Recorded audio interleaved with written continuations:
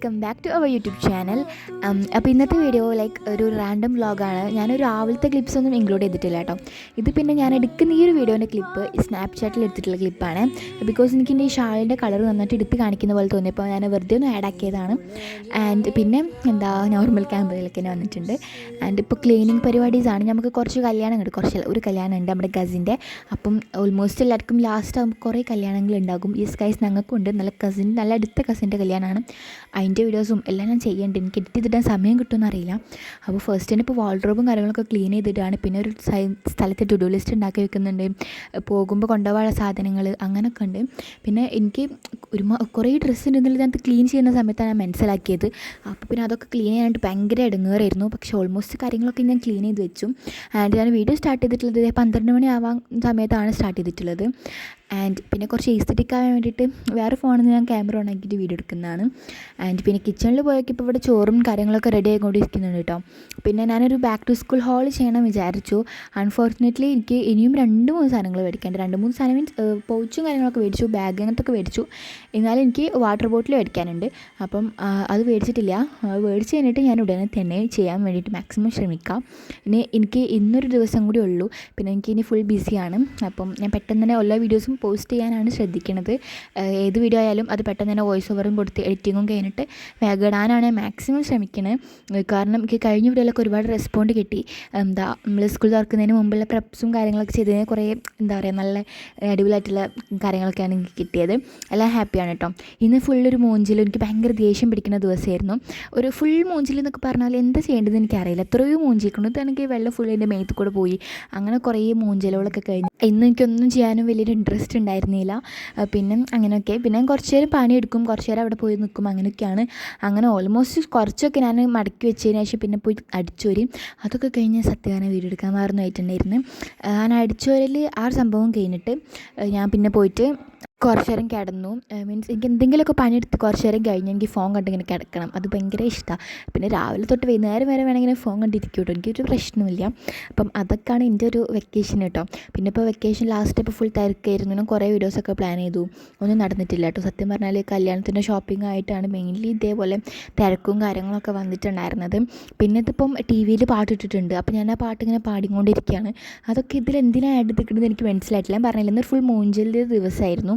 And അങ്ങനെയൊക്കെ. പിന്നെ ഞാൻ കുറച്ച് നേരം കുളിക്കാൻ വേണ്ടി പോയി. ഇപ്പോൾ ഞാൻ നൈറ്റാണ് മാക്സിമം ഇടാൻ ശ്രമിക്കാറുള്ളത്. അപ്പം അതൊക്കെ കഴിഞ്ഞ് ഞാൻ പോയിട്ട് ഫുഡ് കഴിച്ചു. ഫുഡ് കഴിക്കുന്നതിന് മുമ്പ് നമുക്ക് മുട്ട പൊരിക്കണമായിരുന്നു. എനിക്ക് വലിയ ഇഷ്ടമില്ലാത്ത കൂട്ടാനല്ല, എനിക്ക് ഇഷ്ടമുള്ള കൂട്ടാൻ തന്നെയാണ്. ആൻഡ് എനിക്ക് പിന്നെ മുട്ട പൊരിക്കണം തോന്നി. ഇന്ന് പപ്പടമില്ല. അപ്പോൾ പിന്നെ മുട്ട പൊരിച്ചു. ബിക്കോസ് എനിക്ക് പപ്പടം ഇല്ലെങ്കിൽ ഫുഡ് കൊണ്ട് ഇറങ്ങൂല.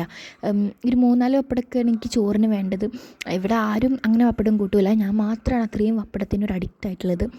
ആൻഡ് പിന്നെ ഞാൻ മുട്ട പൊരിച്ച് അങ്ങനെയെങ്കിലും എനിക്ക് ഫുഡ് കഴിക്കണമല്ലോ. അപ്പം അതുകൊണ്ട് അങ്ങനെ ആക്കി. പിന്നെ അതുപോലെ മീൻ പൊരിച്ചതുകൊണ്ടായിരുന്നു. പിന്നെ അങ്ങനെ ആർക്കും പറയുന്നത് കേൾക്കാം, മീനും അതേപോലെ മുട്ടയും ചിക്കനൊന്നും കഴിക്കാൻ പാടില്ല എന്ന്. അതൊരു മൈത്താണ്. ശരിക്കും അങ്ങനത്തെ മിത്ത് സംഭവമാണ്. അത് ശരിക്കും റിയൽ ലൈഫിലില്ല. അത് നല്ല പ്രോട്ടീൻ റിച്ച് ആണ്, നല്ലതാണ് അങ്ങനെ കഴിക്കുന്നത് എന്നാണ് പറയാറ്. പൊതുവേ ഞാൻ ഇപ്പോൾ അടുത്തൊരു വീഡിയോ കണ്ടപ്പോഴാണ് ശ്രദ്ധിച്ചത്. പിന്നെ ജെമിനി ചാറ്റ്ജിപിടിയോടൊക്കെ ചോദിച്ചപ്പോൾ അവർ പറഞ്ഞു അതൊക്കെ ഒരു മിത്താണ്, ആൾക്കാരുണ്ടാക്കുന്ന സംഭവമാണ്, യാതൊരു വേഗം സയൻറ്റിഫിക്കലായിട്ടുള്ളൊരു കാര്യം അതിലില്ല എന്ന് പറഞ്ഞു. അപ്പോൾ പിന്നെ എനിക്ക് അങ്ങനെ പേടിയോ കാര്യങ്ങളോ ഇതുവരെയായിട്ട് ഞാൻ അങ്ങനെ കഴിച്ചിട്ട് എനിക്ക് ഛർദ്ദിക്കാനോ അങ്ങനത്തെ സംഭവം ഒന്നും വന്നിട്ടില്ല. അപ്പോൾ ഇങ്ങനെ തോന്നി എന്തിനാണ് ഈ ആൾക്കാർ ഇതൊക്കെ വെറുതെ ഉണ്ടാക്കി പറയുന്നത്. ഇതിപ്പോഴും വിശ്വസിച്ച് നടക്കുന്ന എത്രയോ പേരുണ്ടെന്ന് എനിക്കറിയാം കേട്ടോ. അതുകൊണ്ട് പറഞ്ഞതാണ്. ആൻഡ് പിന്നെ ഞാൻ മുട്ടൊക്കെ ഉണ്ടാക്കി വെച്ച് പിന്നെ ഞാൻ പൊരിക്കാൻ വേണ്ടി പോയി. ഞാൻ കുറച്ച് എസ്തെറ്റിക്കിൽ വീഡിയോ എടുക്കണം എന്നൊക്കെ വിചാരിച്ചതായിരുന്നു. ക്യാമറേൻ്റെ ഉള്ളിലേക്ക് നോക്കിയിട്ടാണ് ഞാൻ ചട്ടി വയ്ക്കുന്നുണ്ടായിരുന്നത്. അതുകൊണ്ട് ഈ ചട്ടി ഇടയ്ക്കിടയ്ക്ക് താഴെ വീണ് പോകുമായിരുന്നു ആ ഒരു സമയത്ത്. പിന്നെ വീഡിയോ ഓഫ് ചെയ്തിട്ട് വെക്കാൻ വിചാരിച്ചപ്പം ഇന്ന സംഭവമില്ലേ, എന്താ പറയുക, നമ്മുടെ ലൈറ്റർ അല്ലല്ലോ, ആ ലൈറ്റർ തന്നെയാണ്. അവിടെ ഇങ്ങനെ ടോക്ക് ആ സംഭവം കാണുന്നുണ്ടായിരുന്നില്ല. ആൻഡ് ഞാനത് പൊന്തിക്കാൻ ഫസ്റ്റ് 2ാമത് ശ്രമിച്ചു നോക്കി. പക്ഷേ പൊന്തിച്ച് കഴിഞ്ഞിട്ടുണ്ടെങ്കിൽ അതിലത്തെ ചട്ടി അങ്ങനത്തെ വേറെ കുറേ സാധനങ്ങളുണ്ട്, അതൊക്കെ താഴെ വീണ് പോകാൻ സാധ്യതയുണ്ട്. അപ്പോൾ പിന്നെ ഞാൻ എന്തൊക്കെ ചെയ്തിട്ട് അതെങ്ങനെ റെഡിയാക്കി വെച്ച് എവിടുന്ന് കിട്ടിയതെന്ന് എനിക്കറിയില്ല. അപ്പോൾ ഞാൻ താഴെ നോക്കിയപ്പോൾ ഉണ്ട് അവിടെ ഇരിക്കണം. പിന്നെ അതൊക്കെ പോയിട്ട് കത്തിച്ച് നമ്മൾ വെച്ചു. പിന്നെ ഈ വീഡിയോ നിങ്ങൾക്ക് ലാഗായിട്ട് തോന്നുന്നുണ്ടോ എന്ന് എനിക്കറിയില്ല, പക്ഷേ ഇത് മാക്സിമം ഷോർട്ട് വീഡിയോ ആണ്. എന്നാലും നിങ്ങൾക്ക് തോന്നുന്നുണ്ടെങ്കിൽ സോ സോറി ഗൈസ്. ആൻഡ് ഇത് നമ്മൾ ഒരു പ്രൊമോഷനായിട്ട് പറയുന്നതല്ല, ഇത് നമ്മുടെ സ്വർണ്ണം ഹെൽത്തി ഓയിലാണ്. നമ്മുടെ RCMലത്തെ ഒരു പ്രൊഡക്റ്റാണ്. നല്ല ഓയിലാണ്, കൊളസ്ട്രോൾ കാര്യങ്ങളൊന്നും ഉണ്ടാവില്ല. ഇത് നമുക്ക് ഹെൽത്തിയാണ്, നല്ലതായിട്ട് നമുക്ക് യൂസ് ചെയ്യാം. കാരണം ഞങ്ങളിപ്പോൾ ഇത് 3-4 ബോട്ടിൽസായി മേടിച്ചിട്ട് ഇപ്പോൾ 2-3 വർഷമായിട്ട് നമ്മുടെ വീട്ടിൽ ഇത് തന്നെയാണ് യൂസ് ആക്കാറ്. നല്ലൊരു ഓയിലാണ്, എല്ലാത്തിനും നമുക്കിത് യൂസ് ആക്കാനും പറ്റും. അടിപൊളിയാണ്. കാരണം ഒരു സൈഡ് എഫക്റ്റും ഇതിന് പുറമേ ഇല്ല. നമുക്ക് കൊളസ്ട്രോൾ കാര്യങ്ങളുള്ളവർക്കും ഇത് ഓയിൽ കൂട്ടാം, അതിനൊരു പ്രശ്നമില്ലാത്തൊരു ഓയിലാണ്. അപ്പം RCMലത്തെ ഓയിലാണ്. ഇതിൻ്റെ എന്താ പറയുക, ഓൺലൈനായിട്ടുള്ള സംഭവമുണ്ട്, അതേപോലെ തന്നെ ഓഫ്ലൈനിൽ ഷോപ്പൂസും ഉണ്ട്. കുറേ ഔട്ട്ലെറ്റ്സ് ഉണ്ട് അവർക്ക്. അപ്പം എവിടെയെങ്കിലും നിങ്ങൾക്ക് ഡീറ്റെയിൽസ് വേണമെങ്കിൽ ഞാൻ RCMൻ്റെ ഔട്ട്ലെറ്റ്സ് കൊടുക്കുന്നുണ്ട് കേട്ടോ. ആൻഡ് പിന്നെ ഞാൻ എൻ്റെ മുട്ട പോയി പൊരിച്ചു. ഞാനൊന്ന് കുറച്ച് തോന ഓയിൽ വെച്ചു. എനിക്ക് ഈ ഒരു ഓയിലായതുകൊണ്ട് പേടിയില്ല. കാരണം നമുക്ക് എത്ര കഴിച്ചാലും ഇതിനൊരു പ്രശ്നം വരില്ല. ഓയിലല്ല എന്നാലും എത്ര കഴിക്കാൻ പറ്റുമെന്നൊക്കെ ചോദിക്കും. ഒരു പ്രശ്നമില്ല, നമുക്ക് എത്ര വേണമെങ്കിലും ഇത് കഴിക്കാൻ പറ്റും. അത്രയും നല്ല സേഫ് ആൻഡ് സെക്യൂർ ആയിട്ടുള്ളൊരു ഓയിലാണ്. അപ്പോൾ എനിക്കിങ്ങനെ മുട്ടയൊക്കെ പൊരിക്കാനായാലും എന്തിനായാലും എനിക്ക് എല്ലാം ഓയിൽ വേണം. പക്ഷെ എനിക്ക് പേടിയാണ് പിമ്പിൾസ് വരുമെന്നൊക്കെ. അങ്ങനത്തെ ഒരു പ്രശ്നമില്ല ഈ ഓയിലിൻ്റെ ഒരു സംഭവത്തിൽ. അപ്പം മുട്ട പൊരിക്കാൻ ഇത് ഭയങ്കര ഫ്ലഫി ആയിട്ടുള്ളൊരു മുട്ടേനെ ഞാനിങ്ങനെ എണ്ണ കുറച്ച് തോന വെച്ചല്ലോ, അപ്പോൾ അതിനോട് തന്നെ നല്ല ഫ്ലഫി ആയിട്ട് വലിയൊരു മുട്ടയായിട്ട് വന്നിട്ടുണ്ടായിരുന്നു. ലൈക്ക് ഒരു ദോശയൊക്കെ ഇല്ലേ അവിടെ എന്താ പറയുക മറ്റേ വെള്ളപ്പല്ലല്ലോ ഇത് ഓട്ടടയില്ലേ, അങ്ങനെ ആയിട്ട് ഫ്ലഫി ആയിട്ട് വന്നു. സത്യത്തിൽ എനിക്ക് ഭയങ്കര ഇഷ്ടമായിട്ടോ അത്. പിന്നെ ഞാൻ ചോറൊക്കെ തിന്നും. അങ്ങനെ കൂടുതൽ എനിക്ക് ഇങ്ങനെ ഉച്ചക്കത്തെ ചോറ് റെഡി ആക്കി കഴിഞ്ഞാൽ എനിക്ക് പിന്നെ വന്നത്തെ ദിവസം ഫുൾ ഓക്കെയാണ്. അതൊക്കെ കഴിഞ്ഞിട്ട് പിന്നെ പുറത്ത് പോയിട്ടുണ്ടായിരുന്നു. അതൊക്കെ ഞാൻ വീഡിയോ എടുക്കാൻ സ്വാഭാവികമായിട്ട് മറന്നു പോയിട്ടുണ്ടായിരുന്നു. പിന്നെ ഞാൻ വീട്ടിലേക്ക് തന്നെ തിരിച്ച് വന്നിട്ടുണ്ടായിരുന്നുണ്ട്. ഞാൻ വേഗം പോയിട്ട് ഞാൻ വേഗം വന്നു. കാരണം ഉമ്മയും അവരൊക്കെ പിന്നെ ഷോപ്പിങ്ങിനൊക്കെ ഇറങ്ങിയിട്ടുണ്ടായിരുന്നു. അപ്പോൾ ഞാൻ വന്നപ്പോൾ ഉമ്മ പിന്നെ എനിക്ക് സാൻഡ്വിച്ചും കാര്യങ്ങളൊക്കെ കൊടുക്കുന്നതായിരുന്നു. അങ്ങനെ അതൊക്കെ കഴിച്ച് പിന്നെ ഓരോ എൻ്റെ ഫേസിലത്തെ കോപ്രായം എനിക്കറിയില്ല ഗൈസ്. ഇപ്പോൾ എനിക്ക് ഫ്രണ്ട് ക്യാമറ ഭയങ്കര ഒരു അഡിക്ഷനാണ്. പിന്നെ അത് ഞാൻ നോക്കിയ സമയത്ത് ഇതൊരു പിമ്പിൾ ഇങ്ങനെ വരാൻ നിൽക്കുന്നുണ്ട്. പിന്നെ ഇങ്ങനെ പിമ്പിൾസ് നിൽക്കുന്നത് എനിക്ക് തീരെ പറ്റില്ല ഗൈസ്. ഒരു വൈറ്റ് ഡോട്ട് പോലെ നിൽക്കും. വൈറ്റ് ഹെഡാണോന്ന് എനിക്ക് അറിയില്ല കേട്ടോ, മേ ബി അതാവാം, അറിയില്ല. അങ്ങനെ പിന്നെ കുറച്ച് നേരം അവിടെ ഇങ്ങനെ ഇരുന്ന് കളിച്ചു. പിന്നെ ഞങ്ങൾ ഫുഡ് കഴിച്ചു. രാത്രിയിലത്തെ ഫുഡും സെയിം തന്നെയായിരുന്നു, ചോറ് ആ സംഭവമൊക്കെ തന്നെയായിരുന്നു. അപ്പോൾ ഉമ്മ ഇവിടെ ഭയങ്കര കൈവച്ച് ആക്ഷൻ കാണിക്കുന്നുണ്ടായിരുന്നു. നമ്മളിങ്ങനെ എല്ലാവരും കൂടി സംസാരിക്കാൻ ഫുഡ് കഴിക്കുമ്പോൾ. പിന്നെ അതൊക്കെ കഴിഞ്ഞ് ഇത് വേറെ പ്രൊമോഷനാണ്, പ്രൊമോഷനല്ല കേട്ടോ, ഇതൊരു എക്സോറിയ ആൻറ്റി ആക്നി ഫേസ് മാസ്ക് ആണ്. ഇതിൻ്റെ സംഭവം എന്താ അറിയോ, നല്ല ബെനിഫിറ്റ്സ് ഉള്ള കാര്യമെന്നൊക്കെ പറഞ്ഞിട്ട് എനിക്കൊരാൾ പ്രൊമോഷൻ അയച്ചു തന്നതാണ്. പക്ഷേ എനിക്കിത് ഒട്ടും പറ്റിയില്ല. ഒട്ടും എന്ന് വെച്ചാൽ ഒട്ടും പറ്റിയില്ല. സത്യത്തിൽ എന്നിട്ട് പറയാമല്ലോ, അത് എനിക്ക് ഇട്ടപ്പോൾ ഒരു ഫേസ് ഭയങ്കരമായിട്ട് പുകയുന്നുണ്ടായിരുന്നു. എനിക്കെന്തോ തീരെ പറ്റിയില്ല. ഞാൻ നല്ല റിവ്യൂ പറഞ്ഞതാണ്, കാരണം ഇത് എത്ര ആൾക്കാർ മേടിക്കുമെന്ന് എനിക്കറിയില്ല.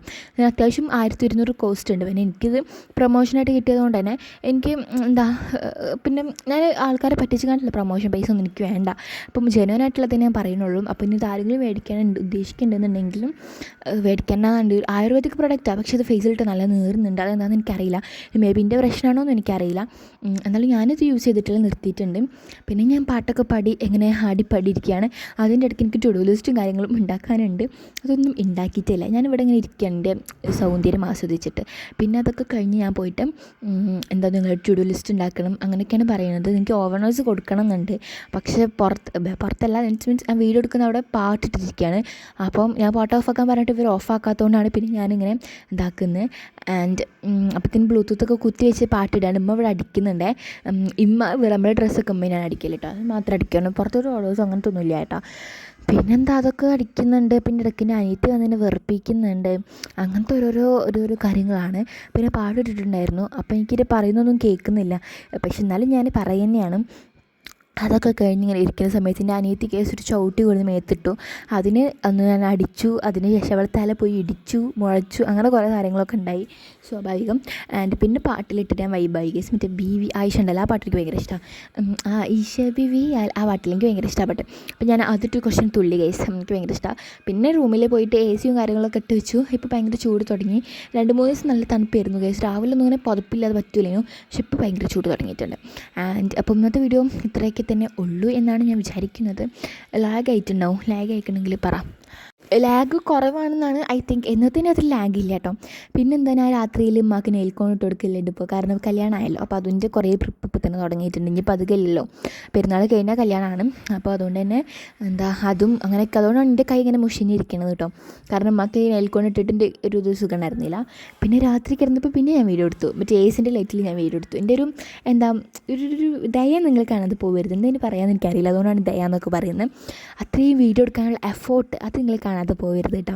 അപ്പോൾ അതൊക്കെ കഴിഞ്ഞു. പിന്നെ നിങ്ങൾ വിചാരിക്കും ഞാൻ പറഞ്ഞു വീഡിയോ എടുക്കാൻ, ഞങ്ങൾ പറഞ്ഞു വീഡിയോ എടുക്കാൻ ആരും പറഞ്ഞിട്ടില്ല, എൻ്റെ ഒരു എഫേർട്ടിൻ്റെ പർവ്വത്തിൽ ഞാൻ എടുത്തതാണ് കേട്ടോ. ആൻഡ് ഇന്നത്തെ വീഡിയോ ഇത്രയേ ഉള്ളൂ. നമുക്കിനി അടുത്ത കുറേ വീഡിയോസ് ആയിട്ട് വരാം ഇൻഷാ അല്ലാ.